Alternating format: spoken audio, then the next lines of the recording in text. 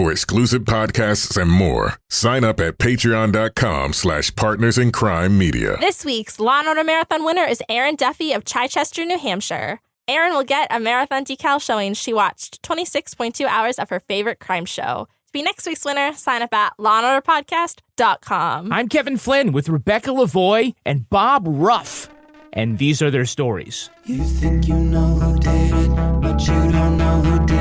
Law and order, law and order, law and order. It's no ordinary police procedural, baby. It's the FNOG of police procedurals, baby. Law and order, law and order, law and order, law and order. These are their stories, these are their stories. Welcome to These Are Their Stories, the podcast about network TV's most enduring crime franchise and the real-life cases that inspired their shows. I'm Kevin Flynn. Each podcast will break down an episode from either Criminal Intent, SVU, or Original Recipe, and today we're looking at Special Victims Unit, Season 2, Episode 4, Legacy. We've been assuming the attacker is male because of the sexual abuse, but suppose it was Jamie all along. It's possible his injuries aren't even sexual. It's an interesting tactic. Abuse the kid, pin it on the ex, dad goes to jail, mom wins custody by default. And if her daughter dies in the process? Bonus. Joining me to do just that is true crime author and the host of Crime Writers On and Netflix's You Can't Make This Up podcasts, Rebecca Lavoie. Hello, Rebecca. Thanks for having me back, Kevin. I have no choice. I'm contractually obligated to have you here. Contractually with what contract? I haven't seen that contract. It's called a wedding license. Rounding out our panel is our special guest from the Truth and Justice podcast. It's Bob Ruff. Hello, Bob. Hey, how are you guys? Bob, in addition to being a podcasting giant and a warrior against wrongful convictions, people might not know that you are also an aspiring stand-up comedian. Yeah, that aspiring is the heavy on aspiring. Yeah. Where did that come from? Is that something you always had, or are you just like, I'm just doing too much of this true crime stuff, I have to get my head into something else? I'm always looking to get my head into something else because I get really burned out with the work that we do. And to be honest, I think I never really thought about it, but Damien Eccles is the one that kind of pushed. I've always been interested in stand-up, and I've done a few open mics.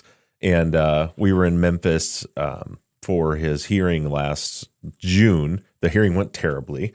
Everybody was upset, so we just went out for drinks and dinner, and we were all sitting around, and I was just telling stories, and as you guys have been around me, that's what I do. I talk, and Damien was like, dude, you should get on stage and tell these stories. They're hilarious.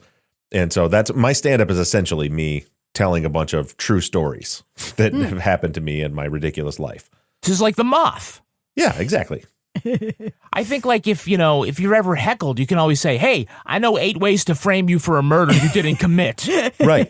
Yeah. One advantage of being a very large man is I rarely get heckled. I mean, people want to, but then they think better of it. They're terrified.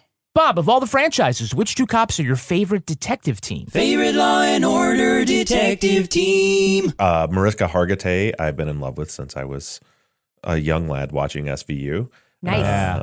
And Ice-T. I got to be honest with you. I haven't watched enough. I watched this episode, but I haven't watched enough Law and Order in the last, 15 years to remember all of the characters' names. That's okay. You can always point to it. I like that guy. Yeah. Yeah. Having a crush on Mariska, though, it's not going to lose you any fans. Just FYI. Oh, I've always loved Mariska. Yeah, she's like the first actress. I'm terrible at pop culture in general. And she was like the first actress that I found her name, like used Google for the first time to find out what is her name, just so I could put a name on my crush. Nice. You notice I just let it pass when he said he fell for her when he was a young man? Yes. I'm trying to do the math here, but he's very young. I said young lad. I was 30. Young at heart. Young at heart. Yeah. And who's your favorite prosecutorial team? Favorite Law and Order district attorney prosecutorial team. Isn't there, I don't know if she's a detective or if she was one of the prosecutors in one of the other franchises or this one, but there was a character who she was deaf. I believe she was deaf in real life as well, and also had a crush on her. Marlee Matlin. She was actually a defense attorney. In defense one of the attorney. franchise. Yes. Yeah. Yes. Yeah. So that doesn't answer your question at all. But we've cleared up all my Law and Order crushes. Yeah, no, I thought you were first going towards the prosecutor who might have been a lesbian. Is this because I'm a lesbian?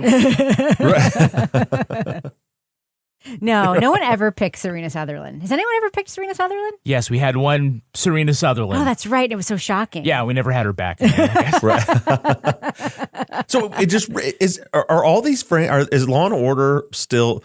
By the way, this is when your listeners are wondering why you chose me as a guest. Are these all still currently going? Are they making new episodes of all the Law and Orders as of right now? Yeah, SVU, they brought back Law and Order after it was off the air for 10 years. SVU's in season 24 Yeah. right It's got to be one of the longest running shows in television. It is. It is. Crazy. Except for like some soap operas, it is like the longest running show on television. It's wild. Yeah, when you have 1,000 episodes, you're never going to run out of podcasts. Right, there you go. That's smart. That's good podcast production there.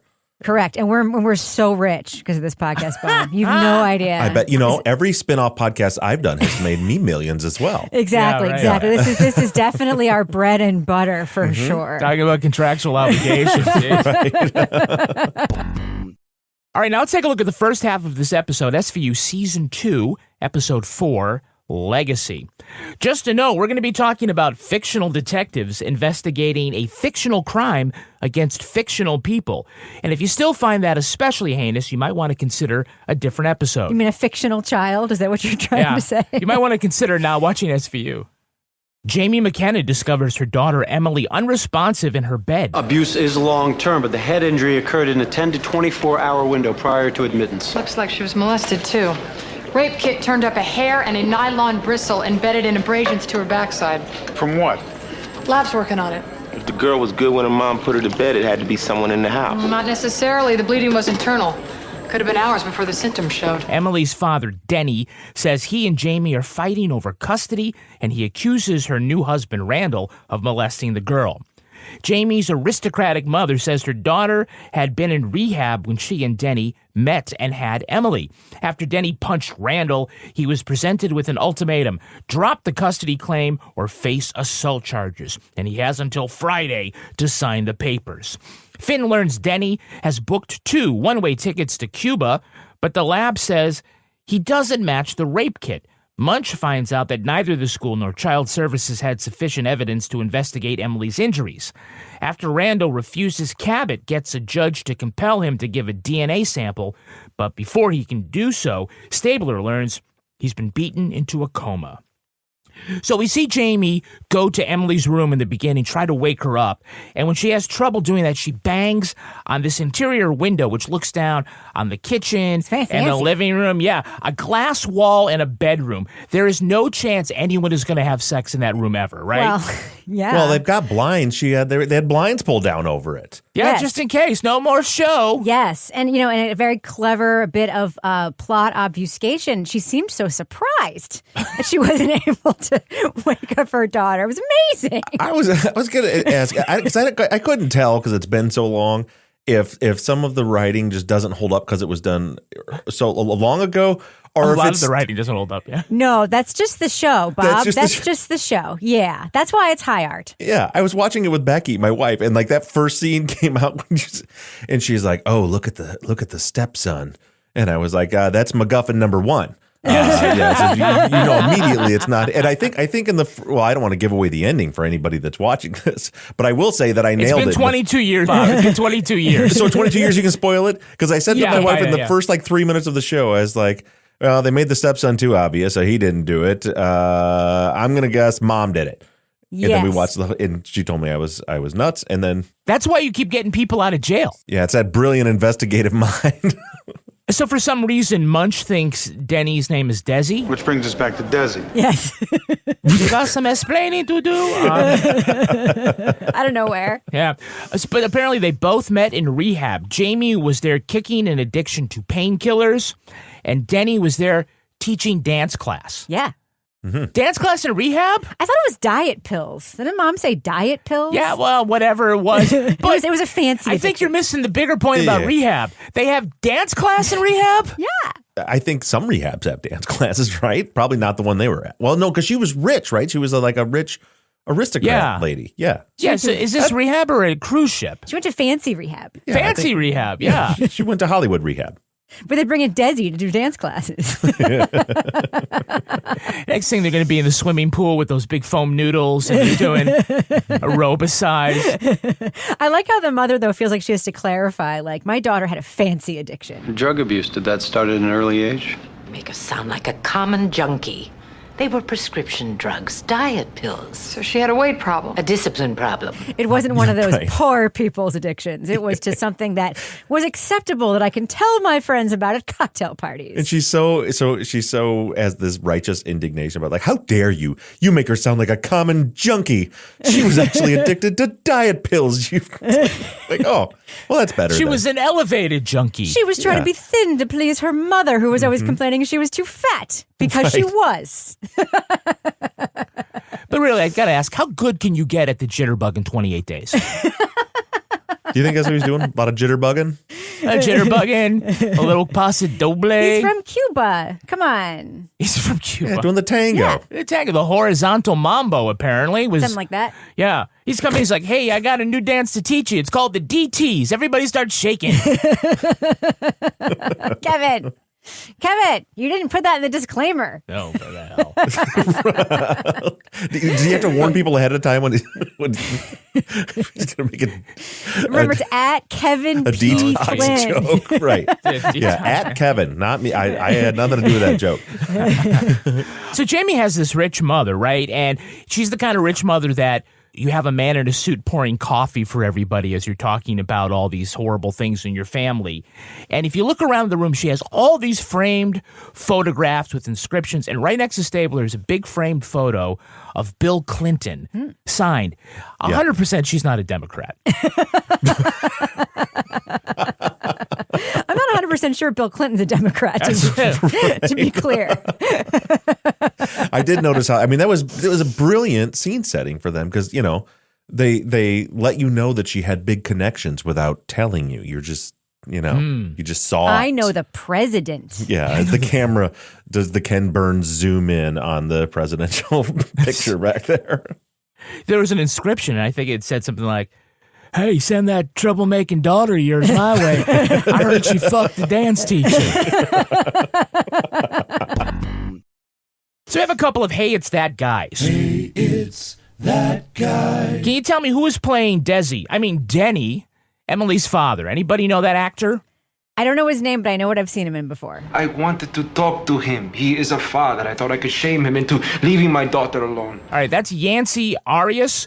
You will know him as, well... He was the mayor in Bosch. Exactly, yes, he was. Which a show I hated, but I remember him as being the mayor in Bosch. He was also General Cortez in Queen of the South. He had been offered the role of Eva Longoria's husband, Carlos, on Desperate Housewives. Oh.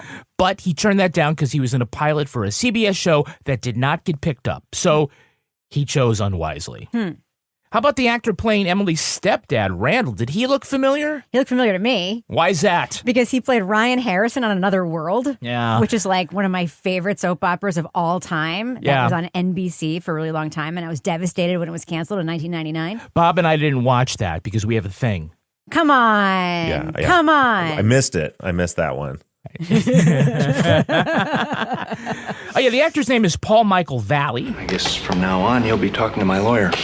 Now, if you'll excuse me, I'm already late for my meeting. Yes, he played Ryan Harrison on Another World. He was shot to death by his brother Grant. Yeah. God damn it. All right. His love interest was Vicky, who was a set of twins, and Vicky was played by Anne Heche. Did he only die once? Isn't that that's the thing in soap operas, right? They die and come back and die and come back. I think there may have been a fake death at one point where everyone thought he was dead. Yeah, Oh that happens to literally everybody on soaps, though. So that's a very safe bet that I just said that. Yeah. So on his Twitter, Paul supports a lot of liberal and humanitarian causes, but his best tweet is a coupon with which you can get $249 Ray-Ban sunglasses for $24, and it takes you to a website that puts a virus on your computer. Oh, no. Oh, wow. Paul. Yeah. Thanks, Obama. Oh, man. You can't trust those damn liberals in the Ray-Ban. Yeah. You want to look cool, you just can't do it.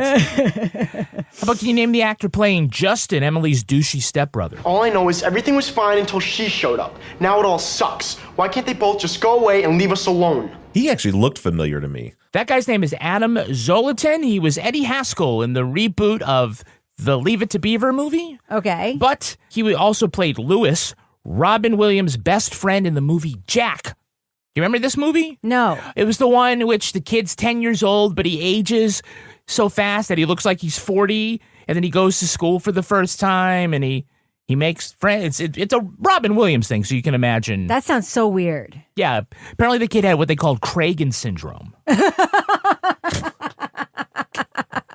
Do you know how old Cragen is in this episode? The bald guy, Cragen. You know what Cragen is. I'm just orienting Dan Bob. Florek. Is he 24? He's 50.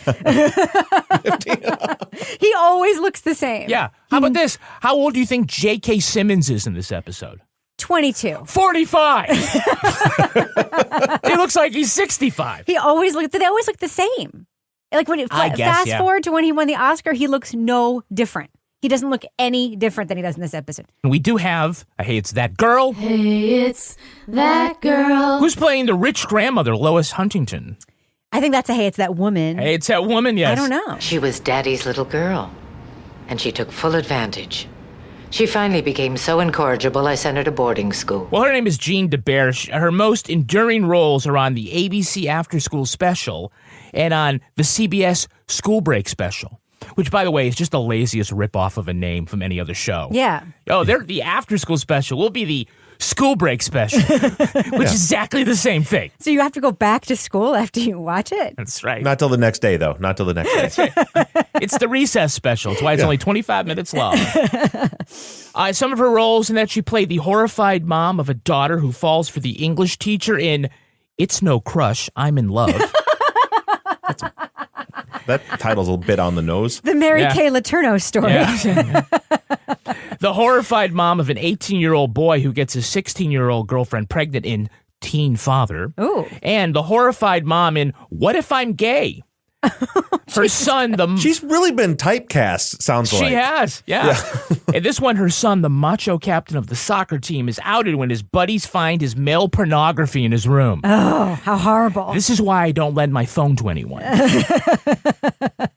Wow, horrible for her. Wow. She crossed over. She went from the after-school specials to the school break specials. Yeah. She has some great range, sounds like, just from everything you've just mentioned that I've never seen, all of it. Yeah. It's like those characters from As the World Turns going over to another world, CBS to NBC. Big deal. I know. The world's upside down. God dang. Like, could you imagine one of the housewives going from like Atlanta to New Jersey or something? Yeah. And they had to fight and argue with a different group of ladies? Somebody knows his pop culture. He's been holding out. He just showed us the one little pocket of it that he's totally familiar with. All I know about those is my wife watches all of them and she will not let me in the room because I know a guy that worked on one of the Housewives shows as I think he was a boom man or something.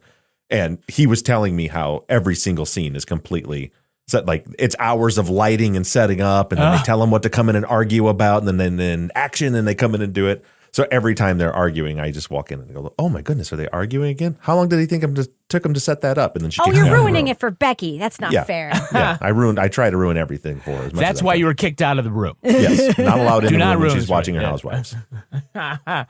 Did you happen to recognize the social worker? We followed procedure. And that lets you sleep at night? I haven't had a good night's sleep in 10 years. That woman is Michelle Hurst, 9 Law & Order Universe appearances. She played Stone Cold Killer Miss Claudette in Orange is the New Black. Okay. She was Piper's original Bunky. She ended up leaving that show after a serious car accident. She was in a coma for 16 days. Holy shit. Yeah, she ended up coming back for a cameo in the end, but she recovered, obviously, continued her career with appearances on Chicago Med, Diggstown, and a return appearance on SVU. And her character here has not had a good night's sleep in 10 years. It's right. That's true. Yeah. It's rough. Yeah, nor have any of the children that she's supposed to be looking after. Right. Yeah, exactly. Oh, my bottom hurts. Did you happen to recognize, lastly, the actress playing the school principal, Miss Dunlap? No. I'm required by law to report any injury, even those that can be attributed to simple stress or prepubescent clumsiness. I'm not doing well except for the soap opera one. All right.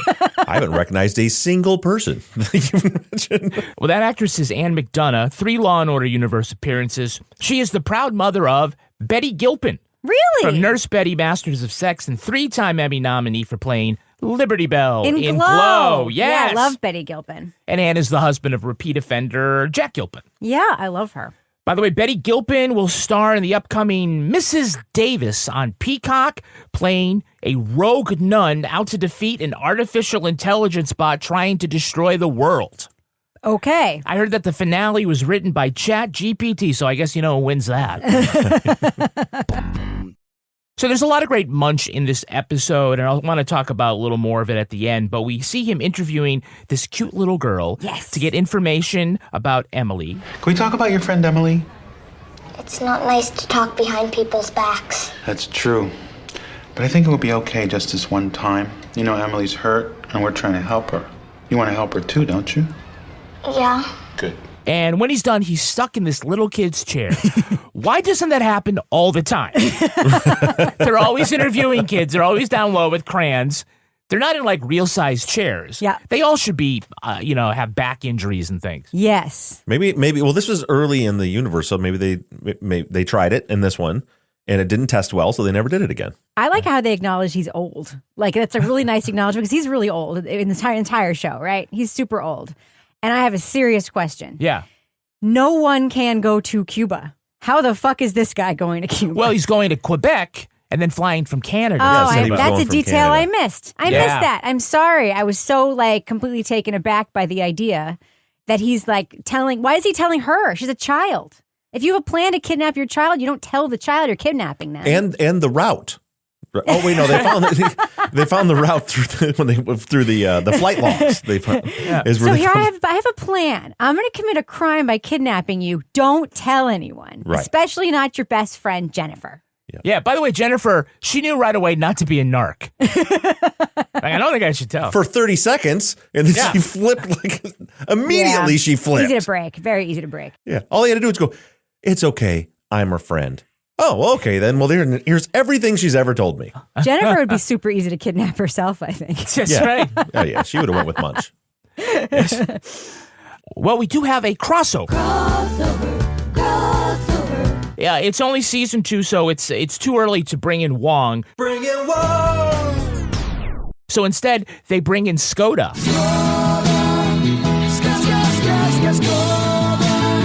So he comes up with this profile, because apparently anybody can be a profiler. Child abusers are generally adept at manipulating emotions and shading perceptions. But in this case, the abuser had to contend with 2 separate social and familial groups, one of which presumably offered a safe haven. That requires some finely tuned social radar. He says the abuser is either a low achiever or the head of a Fortune 500 company. It is so profile-y. It's so it's either a white man in his 30s or a Latino woman in her 60s. And I am saving lives by giving you this profile. It could be either one of these things. It is so typical. And then he comes in at the end and was like, "Yep, told you." That's not what you said. And it didn't help at all in any way. No. It's a pretty broad spectrum from 3 details of the case and was like, "Oh, well, obviously it's a human." Is basically what he said. Right. You know who solved the case? A cop. And then later he was like, yes, that made sense when I retroactively put together some details that I didn't tell you at the time when I was actually brought in to do the job. Yeah. Which is the most profilery thing ever. It really is. I think he said it could be either a man or a woman. But he didn't say that till after they thought it was a woman. That's right. True, yes. Exactly. Well, that was because that was all writing. They just couldn't give that away to anybody who hadn't figured it out yet. You know, I was thinking that I just didn't say it out loud at the time. If you'd given me more time to explain myself, I would have gotten eventually to that point. Well, Emily has this guardian angel. He's the minister of protocol for the mission of Brunei. So basically a low-level diplomat who came to America to meet young girls and then take them to the Lion King. I don't understand this. Okay, Why isn't social services concerned that this family is just letting their daughter go off with this strange man all the time to like... He's rich. Didn't you see his apartment? It's Rich people don't do bad things. You're right. What was I thinking? Yeah. You're absolutely right. I mean, those are mezzanine seats, too. So, you know. Yeah.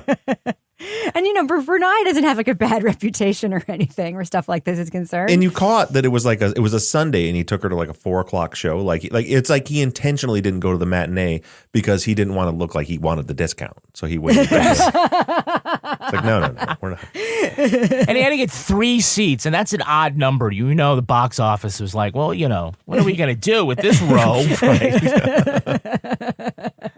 By the way, the minister of protocol, basically he is the Brunei version of C-3PO, right? He just does the protocol stuff.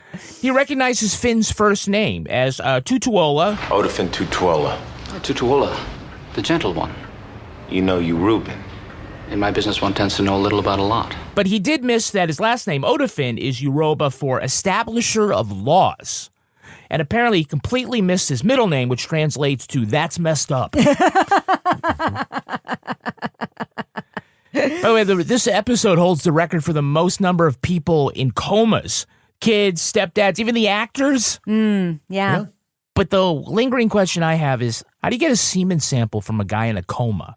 Oh. Huh. Exactly the way you think. Now let's take a look at the second half of this episode. After Munch and Tutuola find a bloody T-shirt in the apartment, they arrest Denny. He admits beating Randall, believing he was the one who hurt Emily. He said that Jamie's mother knew people at the State Department that I was already as good as gone. And then what? Next thing I know, I was on top of him, hitting him again and again, until I realized that he wasn't moving anymore. DNA on a brush bristle recovered from Emily's attack shows it's not Randall, but someone in his bloodline. His son Justin says his dad and stepmom never stopped fighting. His stepsister never stopped crying, but he was not the one who assaulted her. Munch wants to know why no one has found any medical records of Emily's injuries.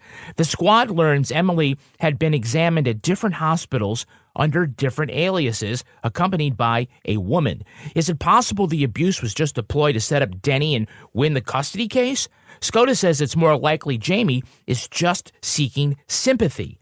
Munch confronts Jamie with her own child services report, showing the office didn't investigate her childhood abuse because her father was a powerful man. John bluffs, saying Emily is out of a coma and talking, but asks Jamie to fill in the details. She says to make her daughter stop crying, she dashed her head against the wall. Despite getting the confession, Munch is despondent. He tells Olivia Emily reminded him of an abused girl from his neighborhood he wished to go back and save. In the end, Munch visits Emily in the hospital and reads to her from the Dr. Seuss book everyone gets as a graduation gift because it's cheaper than giving a check. All right, here's a tip for all the would-be criminals out there. If you bring your bloody T-shirt home, don't hang it in your armoire. Yeah, that was a weird. We didn't get to see what was going, but he opens the armoire and just pulls out. It looked like it had bloody footprints on it for some reason. Did you notice that? Yeah, and it was perfectly pressed. Yeah. You know, it wasn't crumpled up in a ball like anybody's laundry. He was just like holding it like an apron. Denny is a smart guy with a terrible, terrible track record of covering up his crimes. Right, yeah. Like, this is a very, very fundamental thing to do. Throw away the shirt with the blood on it, right? Yeah. Not rocket science. Why bring it home? Well, but remember, he said his intention was to go turn himself in. So maybe he didn't care. He's like, but that's Golden Boy. You gotta save Golden Boy. Yeah, it's his working shirt. It's probably, you know, that might have been the shirt that he was wearing for all the other assaults, and he's just collecting. You know, it's my lucky beat up shirt. Yeah. Can we just talk for a second about my favorite scene in the episode? What's that? Dick Justin getting interrogated by Dick Elliott Stabler and still having an attitude like, Justin, we know this is a pain in the ass for you. Just meet us halfway. Maybe we can help you out. Whatever. You said that you didn't hurt your stepsister. I didn't. But your stepmother said that you were the only one that was alone with her that night. Yeah, for about 2 minutes. Okay, Jamie says she was gone for an hour. Maybe she was. All right, enough. What will it take for this teenager to stop being a teenager for like 1 second? Him stop being a teenager. He's in police custody and he's still like, come on.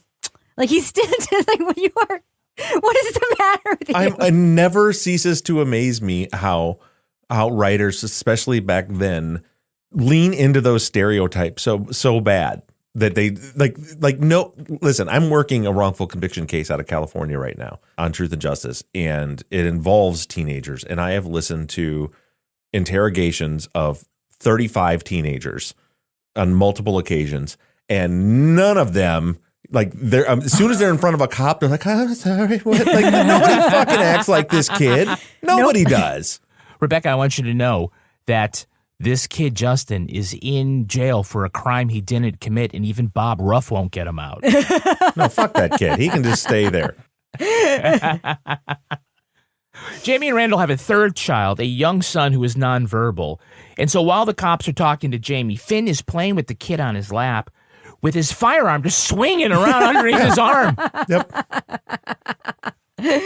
Yeah, the plot device of the nonverbal third child was very confusing to me. I didn't understand what was his purpose. Is for usually a character or something has some way to move the story forward. All we got from him was at one point he stood in a doorway and looked at them in the room. And that was it. That's all we got from him. He straight up Children of the Corn Dust from the corner of the room is what he did. And for a second, I thought as an audience member, did that 2-year-old kill his sister? Like for real? Because they made it for a second look like. Yeah. That's the only thing I could think of was it was like the fourth MacGuffin that they throw in there. It's like, here's another clue. Maybe it was this 4-year-old child that did this. Good luck getting a confession out of him. Yeah. Exactly. Jesus Christ. Kevin P. Flynn. That's right. Well, later Finn says, Too bad our only other witnesses are either mute or in a coma. Jesus Christ. Oh, my God. Mute. Yeah, well, that's what homicide detectives always say. Too bad our witness is dead. He could be really helpful with who shot him. Could you imagine how many more crimes would be solved if they weren't? Exactly. Yeah. He was tall. So Munch finds a clue that will lead them to all the medical facilities that Emily had been secretly getting treatment at. It's a keychain made from a hospital medical bracelet. Why is that the only thing you can make a keychain with? I don't get it. And what did the key go to? It was a teeny tiny little, like a suitcase luggage key. She's 6 years old. What does she need a key to? They're not letting her go anywhere.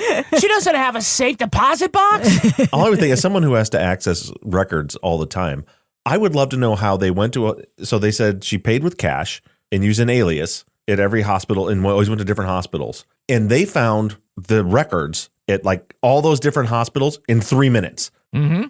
Is there how did they use it? They're like, well, same fracture in the leg, same blood type. That's a really good point. They don't know what name to look for. How would they find the record? They said it was because she had the same fracture on her leg and the same blood type. So they're like, let's just cross-reference this with our blood type in New database. York City. And then cross-reference that. Home to 4 million people. Yeah, O negative. She's O negative and has a broken left leg. And Yahtzee, there it is. There she is. There's every time she went to the hospital. And paid with cash. Oh, my God. Yeah. By the way, did you see how long that medical bracelet was? How big are her wrists? Very big. She's a monster. Was she wearing it around her neck or something? She's a monster. She's a monster. Yeah. Well, they never really showed her wrists. Yeah, it's true. She's always under a blanket. She's a little bitty girl, but she could have had giant wrists. She's getting the gains, yeah. We picked this episode because it's a particularly good one for Richard Belzer as John Munch, R.I.P. Richard Belzer. He has a very good scene eliciting Jamie's confession. Emily came out of her coma a few hours ago. She told us everything. She wants to see you. But first, you and I have a couple of details we need to straighten out. And then he heads up to the roof of the building where Olivia finds him, and he tells the story of how Emily reminded him of this little abused girl who used to be across the street from him in his old neighborhood and died when Mom pushed her through a plate glass window. She told my mother she didn't understand what all the fuss was about.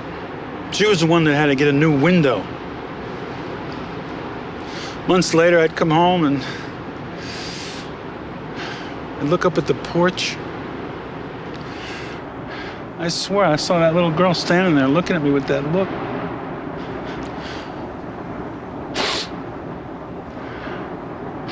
I almost let her down again. So this is an emotional performance, and one that I don't think we really saw enough of from Munch on SVU. Right, because the writing in SVU is fucking terrible, as established. You know, his character is certainly memorable for a lot of reasons. One was that the character was first developed in the TV show Homicide, which was a lot grittier and is a little more, the tone of his dialogue in this scene is more reminiscent of Homicide than it is of any of the Law and Order stuff. Yeah. So this episode ends with Munch visiting Emily in her hospital room and bringing her Dr. Seuss. This was the book that had been in her bedroom. He takes it and he reads. On you will go, though the weather be foul. On you will go, though your enemies prowl. Oh, the places you will go, like foster care. Because just what Emily needs is another creepy old man in her life. Yes. One more. Well, let's take a look at the real-life story that inspired this episode. It's time for Rip from the Headlines. You think you know who did it. You think you know who did it. But you don't know who did it. You don't know who did it. Rip from the Headlines. Plot points for this episode are taken from the story of Elisa Izquierdo. At her birth in 1989, Elisa's mother, Awilda Lopez, was addicted to cocaine. Her father, Gustavo, won full custody of the girl. Thanks to a rich patron, Elisa was able to attend a private Brooklyn preschool. At the time, Lopez had quit drugs, remarried, and sought custody of her daughter. The court awarded her weekend visits, but the mother had resumed her drug use. Elisa would return from her visits with bruises and claim she was locked in a closet. Despite testimony from teachers and Elisa herself, a judge refused to limit Lopez's visitations. Gustavo purchased plane tickets to take his daughter to his native Cuba, but he was diagnosed with lung cancer and died before they could leave. Lopez took full custody of Elisa. Teachers reported escalating signs of abuse to the city welfare office. Neighbors heard Elisa screaming. Even her half-siblings told adults about the beatings. Despite burns, fractures, and signs of emotional trauma, New York City officials didn't intervene. In 1995, the 6-year-old was found dead at home. Her mother accused of dashing her head into a concrete wall. The public was outraged at the story of prolonged abuse and the failure of authorities to act, prompting efforts to reform the child protection system. Awilda Lopez pleaded guilty to the second-degree murder of Elisa Izquierdo. She's currently serving a 15 years to life sentence at the Bedford Hill Correctional Facility.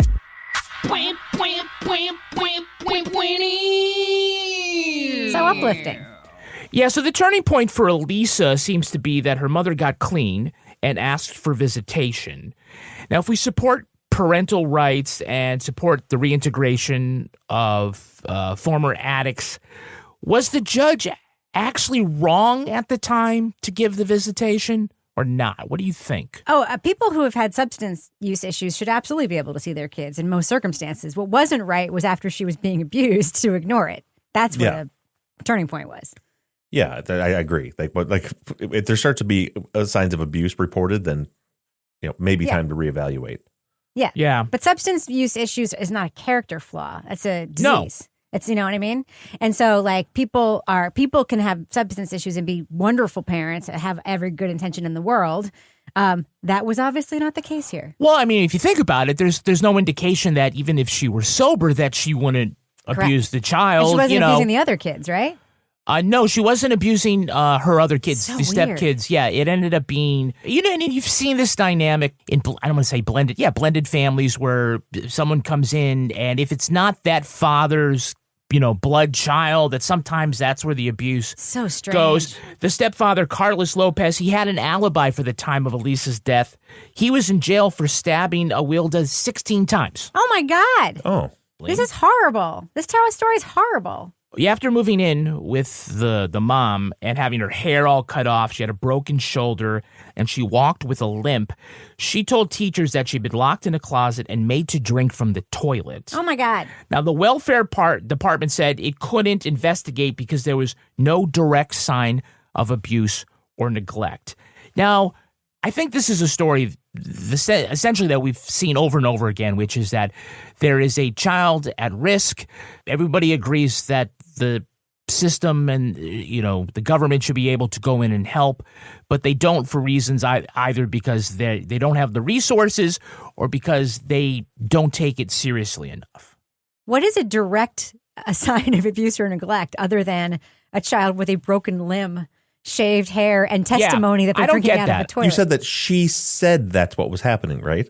Yeah, and the teachers and a lot of other people supported Gustavo's sister, who tried to sue for custody after Gustavo died, because this was the big issue here. I mean, Gustavo at least was, the stable influence in her life, and everybody agreed to that. And again, the judge was criticized later for, keeping him with the parents, keeping him with the mom. So, do the procedures need to be reformed, or does the agency just really need reasonable staffing and qualified staffing in order to make a difference here? Bob, what do you think? Well, there are so many bad, ugly cases in both directions. What's it called? Do No Harm, I think was the name of the Wonder Pod. I had Mike Hicksonbaugh, I think was his name, the host of that. I had him on my other show, True Crime Binge, and we were talking about this, and it was, because that show was where they went the other way, where they were like taking kids away from families who hadn't abused them. They were just legitimate injury. And there's lots of cases of that. So I don't know what the answer. We had a lot of long discussions about that. But what do you do? Because there's so many cases. My wife works at a school for emotionally impaired children. There's a lot, and a lot of them come from some pretty terrible circumstances. And she's always complaining, like, there's stuff like they report, and then the kid shows up for school the next day and parents are still with them. And it's like CPS will never take them away. And she's like, why aren't they doing something?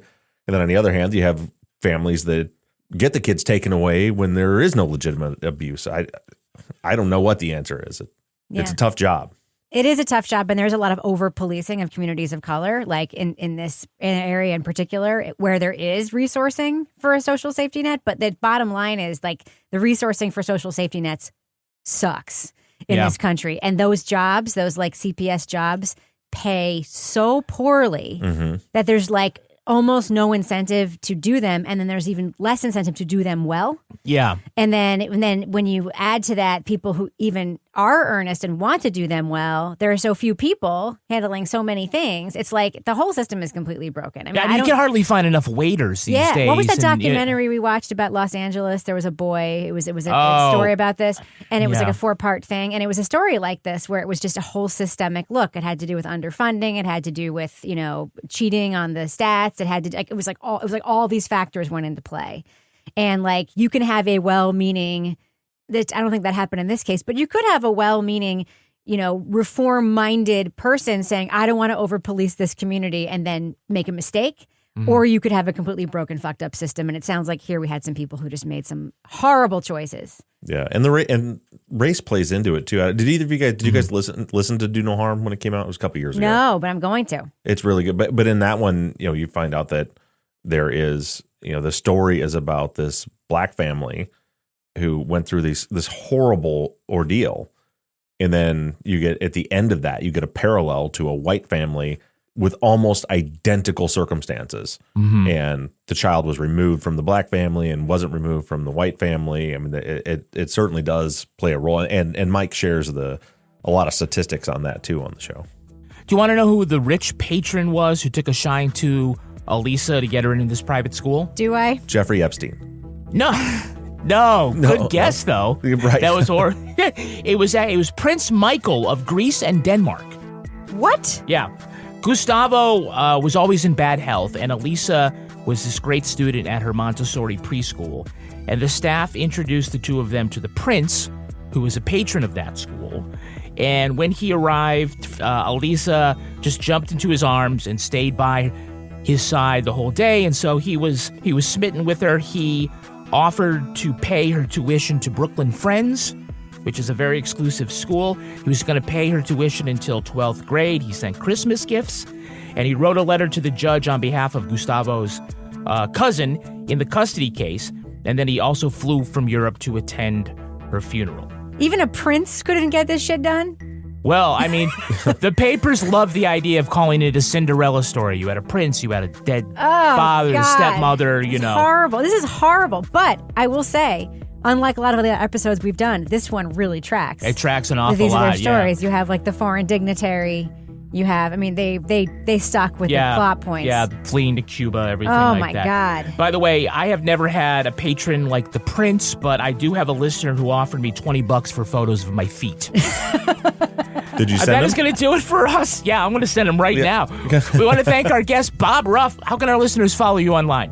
I'm at Bob Ruff Truth everywhere. And Rebecca Lavoie, how can our listeners follow you? I'm everywhere at Kevin P. Flynn. Oh, shut up. You can tweet to us at Law & Order Pod or follow us on Instagram at These Are Their Stories Podcast. Our newsreader was Cy Frater. Our theme music was composed and performed by Uncanny Valleys. Content assistance from Travis Roy. Lily Flynn handles promotions. All clips on this podcast were used in compliance with the U.S. Copyrights Act fair use exemption for criticism and commentary. Go to lawandorderpodcast.com and sign up for our newsletter for a chance to be our next Law & Order Marathon winner. These Are Their Stories was recorded in the Treehouse Yoga Studio above the Mockingbird Cafe in Bay St. Louis, Mississippi studio, and is a production of Partners in Crime Media.